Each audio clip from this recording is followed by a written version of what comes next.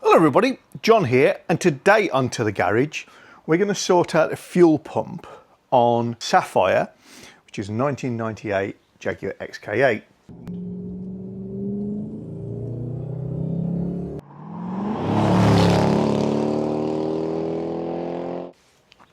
Now, this is how I received the car.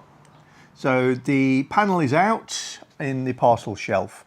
The wooden board is still there, but is not covered in cloth. The tank is exposed, but the top here is still on, which is where you access the fuel pump, which is in the bottom of the tank. This is a notoriously difficult task to remove the fuel pump. The correct Jaguar approved approach to doing this is to remove the tank. So straps off, there's bolts around the bottom.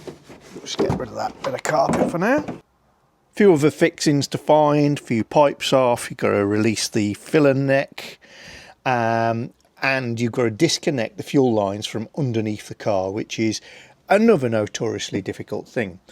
Ironically, I do have the special tool to do it, but it's still very difficult. It can be done through the access port here by touch.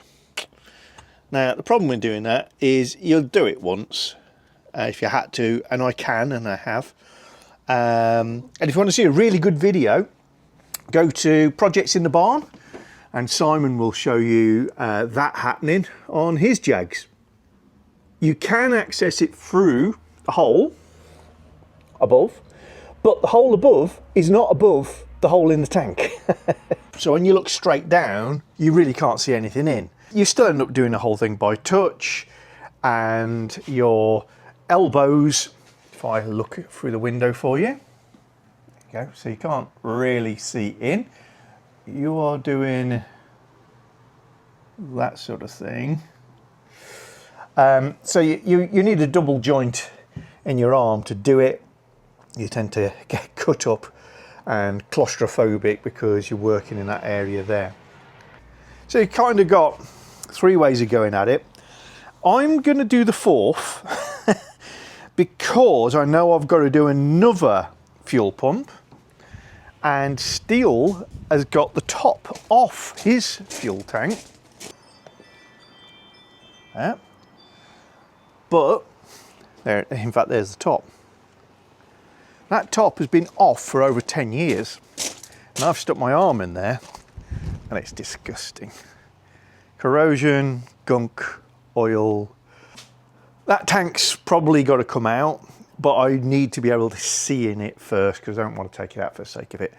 So one of the things I'm going to do is I'm going to use Sapphire to do some experiments and do the creation of an access hatch, which means removing this wooden panel, which means removing the side trims because the wooden panel is beneath them, and the rear seat.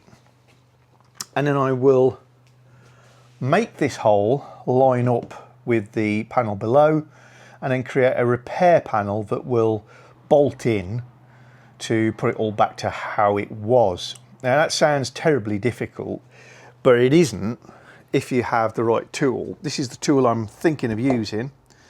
It's called a Nibbler.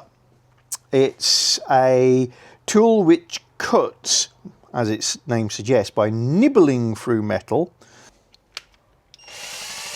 It does that. We've got a rod that's going in and out, and that rod just has a step in it. Can you see in here there's a step?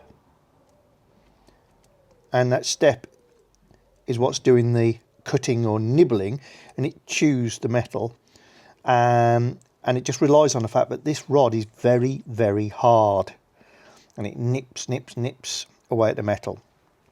You don't want to be grinding above a fuel tank because sparks, and your access is very poor. This is a good tool for doing that sort of work. If you look underneath the rear seat, there is a little rubber bung which covers up a 10mm nut undo that nut and the one on the other side, and you can lift the seat at the front edge.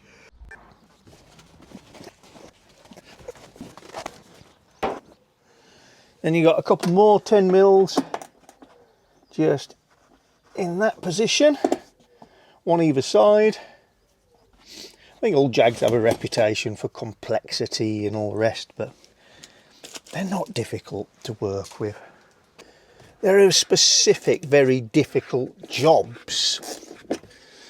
Most of them difficult as in access is hard, or they're physically quite demanding. There's a few electronic-y bits and electric bits that are challenging if you don't have the skill set, but they're not more difficult than any nice car of the era. So, you know, watch YouTube videos, have a chat with people, go on forums, and then chuck yourself into it. The big advantage to owning a convertible, access to the rear when you're working, it's much easier because you can take the roof off.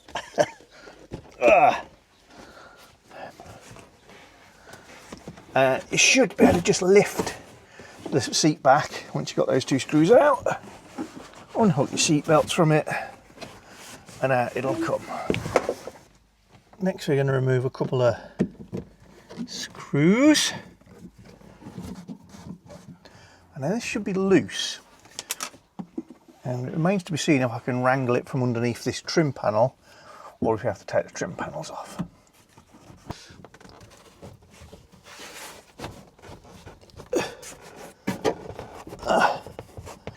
Okay, so next we'll be taking off the side panel. Inside this little door pocket, you lift it off, little rubber mat. In there you're going to find a couple of Torx screws, and they are, now they're not very tight. I'm using a 25, I think they may be 27s. Jag uses a lot of 27 fittings just to be different, which is sometimes a size you don't have in your standard set, so always worth investing in a T27 bit if you don't already have one. And then at the top here there's a little coat hook, and you've got to flick open that little hole so that you can access the posi screw that's in there. Big long screw, and then lift the top off your seatbelt mount, and you need to access this nut and release that. That's a 17. Check for spacers and shims on seatbelt stuff. All sorts of things drop out. So we've got a shouldered nut with a cloth washer. Then the seatbelt can drop. Then there's a spacer, but that's staying still, so we're okay at that. And they've got another posi down here where you've just dropped the seatbelt, you expose it. And we should find we're loose, borrow a couple of clips. There we go. Oh, a couple of firm pulls near the top, and then ooh, there we go. There's a tongue of plastic goes underneath this sill trim, so you want to kind of rotate around that.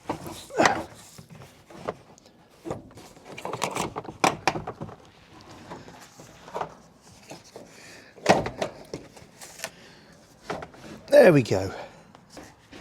We're pulling the seat belt through the slot to give me enough slack to take this outside of the car without further disassembly. I should be able to remove this, so let's find out.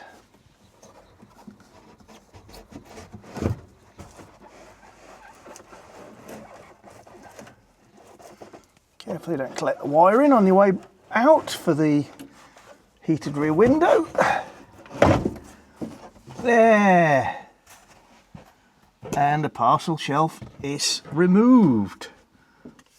And there we have the panel in question. Now, I'll push you out. Right, so you're looking straight down now. So when you look straight down, you can see the top of the tank, but you can also, I hope, see that the hole doesn't line up with the hole in the top of the tank. So we're going to use a tool called a Nibbler. I'm going to do that to create an easy access to the top of the tank. Not because I can't do it through the back, I can, but because lots of reasons, one of which is I think it'd be interesting and fun. Another one is there's no good footage of inside the tank for the reasons of access is so bad. So by doing it this way, even if you choose to do it through the 3 wrists and using the small child version through the back, you'll have a far better idea of what you're trying to do because you'll be able to see better. And I am taking advantage of the fact that this particular car is a bit challenged. So if I make things less than perfect and less than standard, you know, I'm not really fussed, because at the moment it's kind of dead. And what I'm doing here is just marking out where I'd like to cut. Checked underneath, there's nothing that I've got to avoid. My main consideration, beyond give myself enough space so I don't wish that I'd made it slightly bigger, is to finish most of my cuts on a flat horizontal surface, so that when I want to put this back, it's really easy. All I've got to do is weld on some tabs to the flat of this panel and drop it in, and it won't drop through, and it can be sealed and screwed, riveted, whatever feels like the right thing. If you want a tool similar to this, I'll leave a link in the description below, and there'll be one on my Amazon store.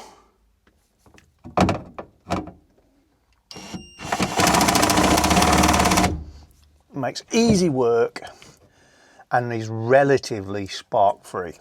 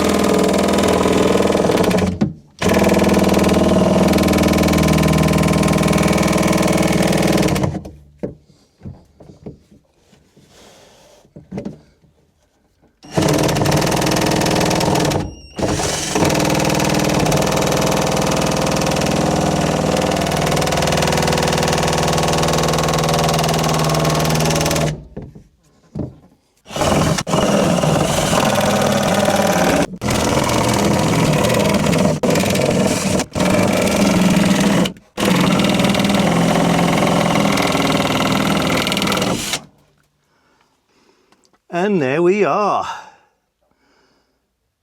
brilliant tool. Little known, underutilised, fabulous when you need it. So now, look at our access. Don't get me wrong, still a bit claustrophobic, but there you go. So this is the electrical connector that is connecting the pump to the car. So if we just squeeze in the right spot, which I'm looking for, should be able to pull this off. Ah, there we go. There's a little squeezy bit just there. That's pretty ugly. Then we've got this pipe on the breather. We just pull the breather out. There, we pulled it out. So it goes for a rubber bung in there. Manoeuvre that out of the way, like so. Next, I can't believe I'd hoovered around this sand ending's very crummy. Next we need to release the ring. This ring needs knocking anti-clockwise to release the top off the tank.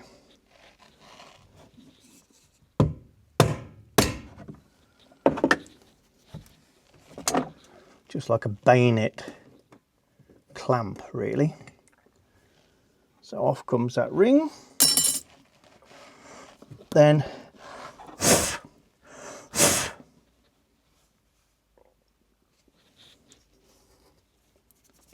just another little blow on there.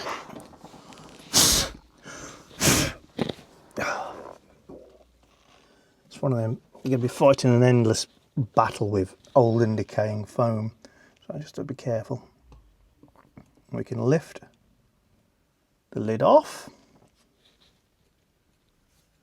and this wire goes down to the pump, and again we've got a squeezy clip. Noting there's two sockets on this, the one near the lip or edge of the tank, because some of the tanks have two pumps inside.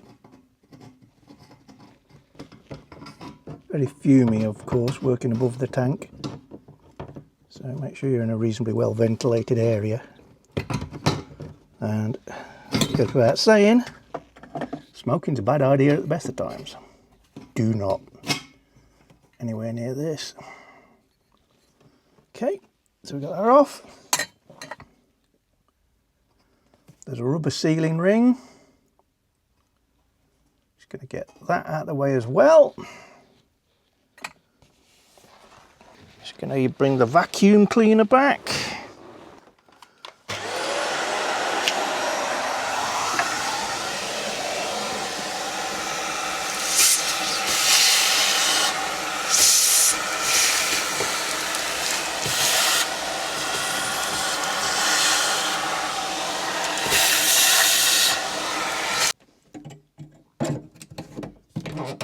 Yay!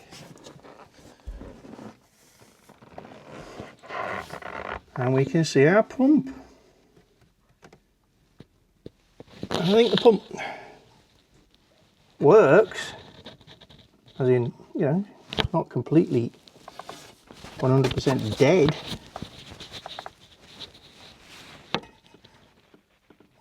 Just isn't performing the way it should.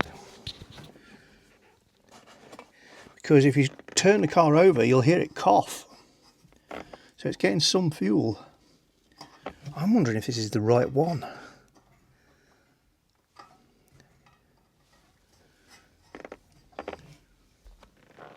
Right, I'm now covered in fuel. I'm damn sure this isn't the right one, you know, because it's not fixed top and bottom like it should be. This is a bit of a lash.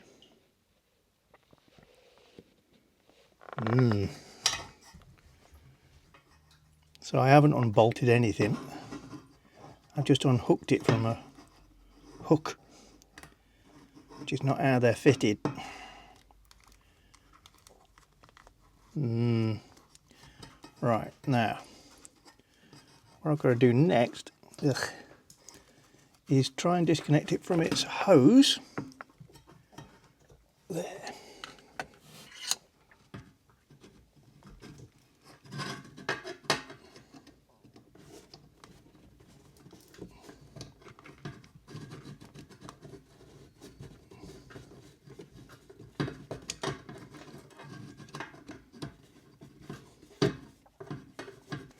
Now, can I get the hose off? Yes, very easily.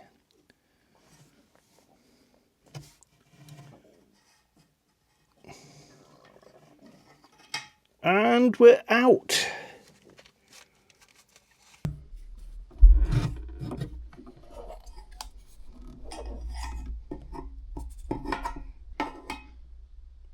There.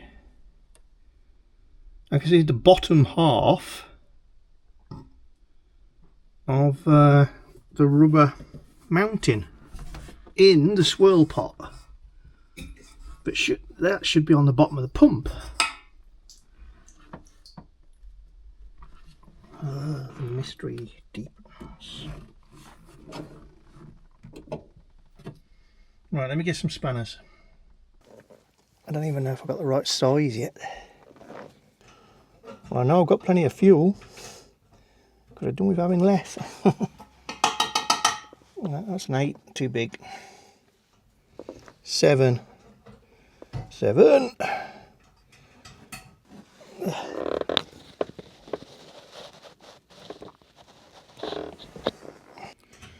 Obviously the fuel level sensor is in here as well, which is a float and an arm. So just be a little bit careful when you're moving your spanners around that you're not bending that, because you create another job for yourself. My biggest fear just at the moment is dropping the bolt. There we go. Interestingly, it's slotted, so I didn't need to take it all the way out. So I'm immediately going to try and put it back whilst I'm in the zone, so to speak. Right, it's in loose, but it's in. Right, I need to get out of the car because fumes. Here we are on the bench. Let's have a little look. So yeah, this isn't old, because this filter sock would be covered in bits and pieces.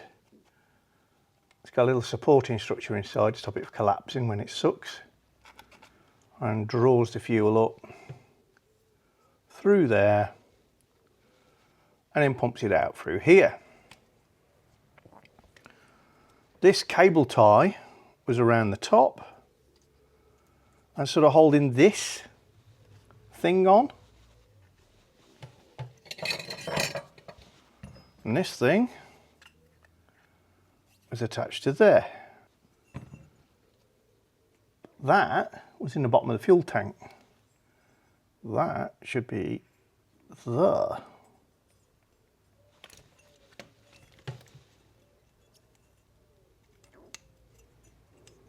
Like so.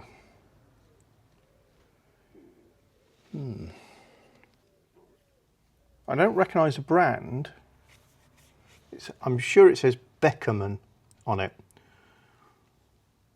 Beckerman sounds German. German normally good, but that equally, that's what I'd do if I was trying to make my pump sound good, is I'd call it something German.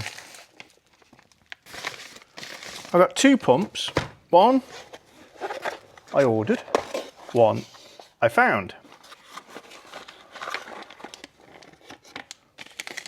Both are for this car. Look at the difference in size. I think that's too low a flow rate. I mean, that's not a powerful enough gadget.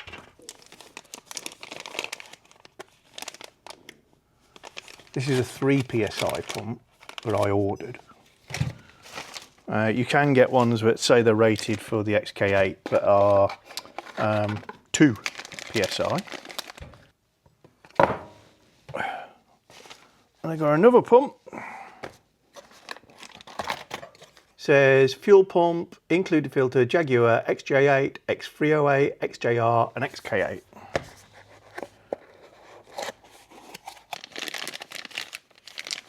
Now this one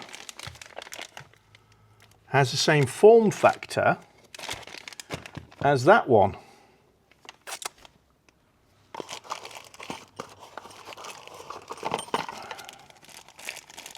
Comes with a sock. I'm thinking I'd like to use mine. Don't know it's better. I just know it's 3 psi, which is a higher rate than most pumps, and it's physically bigger than them. So yeah, why wouldn't you? And my pump didn't come with a sock, but I'm sure I can make that work. Let's take this off.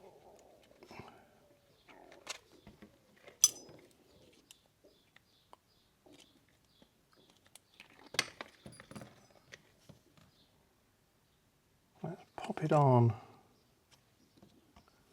here.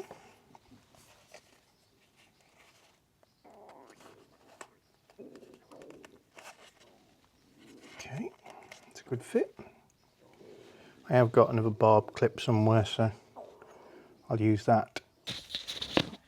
Okay, so I've put the new pump back into the circuit with the same piece of wire through there, so it's simulated as if in. Can't normally hear these very well because there's so many other buzzes and whines go on the Jag when you start it, plus submerged. Leaving it there, A, I'm filming it, and B, we should be able to hear it.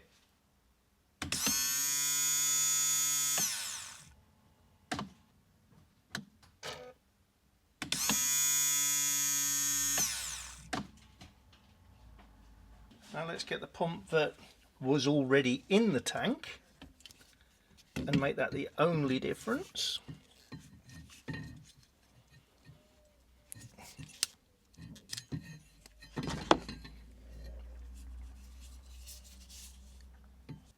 Just put it in the cardboard box because there's a chance for some fuel still in there. Try again.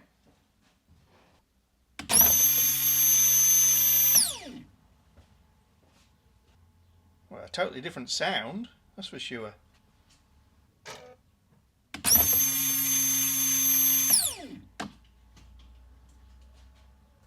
And talking of different sounds, it's at this stage that unfortunately I left my microphone in the boot where I'd left it to record the sounds of the pumps and forgot to put it back on. So you're going to have to put up with future voiceover John for the next few clips. So, having been a bit disappointed that both pumps work, so no smoking gun there, I decided to install the newer pump. The rubber hose needs obviously reconnecting to the pump, and it's a little short, so I ended up having to do that inside the tank. So you can see me tightening the Jubilee clip while my hand's inside the tank. It's a good idea to get a clip driver if you can. That's like a combined socket screwdriver. It just means working in that confined space. You don't keep slipping off the straight blade head on the screwdriver. And I've got the 7mm spanner there as well because the pump bracket needs attaching back onto the swirl pot with that single bolt. The pump needs to be isolated from all the metal using that rubber buffer at the top and the little rubber pad that you saw me fish out the bottom of the tank. Otherwise you'll get a huge resonant sound from the metalwork that's everywhere. Just showing you inside the tank there. It's not the easiest thing to photograph because of the liquid and dark and access. But the pump all attached, sitting in the swirl part with the sock at the bottom, clamped up and ready to go. That's all hooked up. So this stage, you want to reassemble everything. Remember to put your rubber seal back in place, because I'd wired it up. I passed the seal over the lid, and I'm using a little bit of seal lubricant. This is a Thetford brand, which is actually for motor caravans, but it's essentially a lubricant that's safe on rubbers, silicons, that sort of thing. The reason for doing this, you're going to twist the bayonet ring. You don't want the seal to resist movements and give you a false positive in terms of tightening things up. Because the lid doesn't move, it shouldn't really matter, but I mean, it's just a good idea to use a little bit of seal lubricant now and again. Then the metal clamping ring goes back on. It can be dropped on in several positions, so you just turn it until it drops down and makes full contact with the lid. Once that's in place, you can reattach your breather pipe. Just give that a firm push down, and then using a screwdriver or other suitable tool, you just have to rotate in that clamping ring again. It doesn't have to rotate very far. It's probably less than 1/10 of a turn, you know, it's just a few degrees. But give it a knock around until the little lugs cam the lid down firmly and it is fully clamped. Reconnect your wiring, and really you're ready to go. So at this stage we need to prime the system. So jump into the driver's seat, you turn on your ignition. You should hear the pump start if you listen very, very carefully, but it'll only run for about 3 or 4 seconds because the pump will prime to apply pressure, and then it turns off unless it detects that the engine's running. And by running, I think it's using a crank angle sensor to detect that it's actually running. So you want to cycle through the ignition 4 or 5 times to just push a little bit of fluid down the pipes, and then yeah, crank it.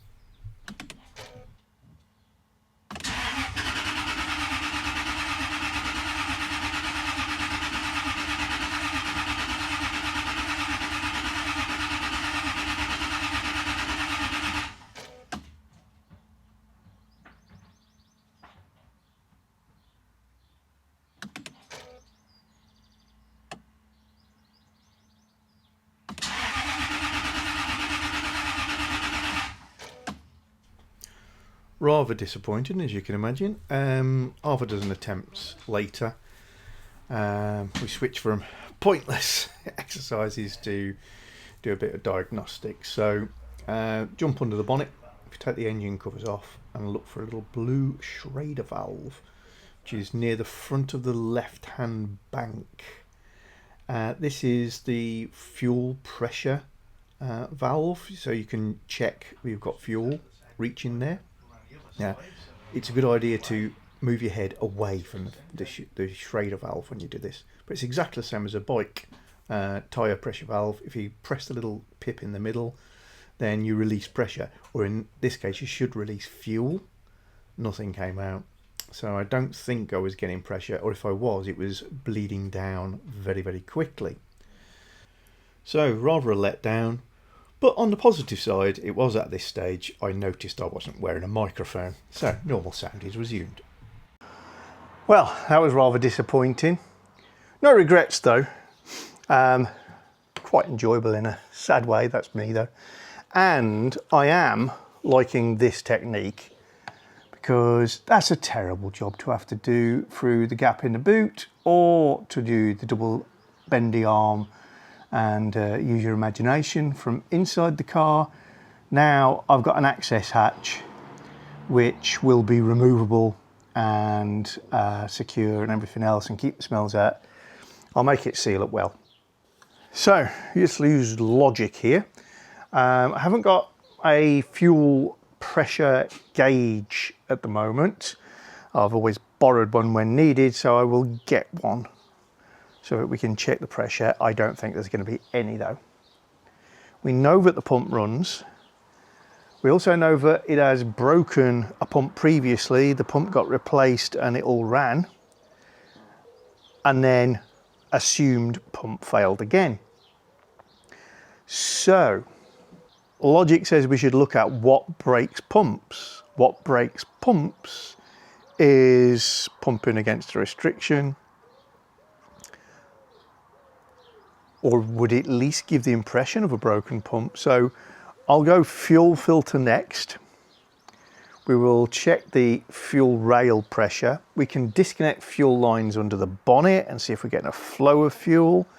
As soon as we know we're getting fuel up to the engine, we're onto a whole different ball game in terms of issues. But I don't think it's far off starting. I really don't. I will see you all again very soon onto the garage when we continue ticking a few things off this list, adding back in a few things I forgot. D-bushes, forgot D-bushes, forgot drop links. I'll add them back onto my list. I should take a notebook underneath the car with me really. And look forward to seeing you on the next episode, when maybe a mystery unicorn car turns up. Look forward to that. See you soon, folks. If you're interested in any of the gadgets, gizmos and tools that I use in my videos, then very often I'll put a link to relevant items in the description below the video, but you can also go to amazon.co.uk/shop/to-the-garage, and that will give you the To The Garage storefront. These are not things I'm selling, it's just a link to all of the Amazon based items that I've bought over the years which are relevant to the channel. Nice little feature. Thank you very much, Amazon. If you're enjoying our channel, then don't forget to subscribe and click the little bell icon so you get notifications of new videos.